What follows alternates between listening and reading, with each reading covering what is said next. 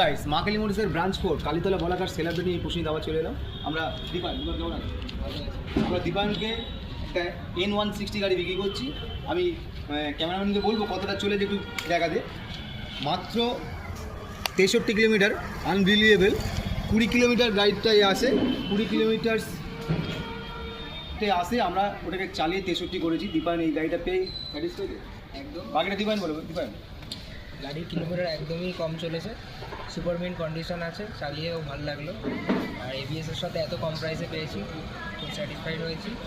exact price মোটামুটি 1,10,000 মতো তো এই হিসাবে গাড়িটা খুব বেটার হয়েছে আর প্রসেস 30 থেকে 40 মিনিটই হয়ে গেছে আদার্স ভিউয়ার্সকে কিছু বলবে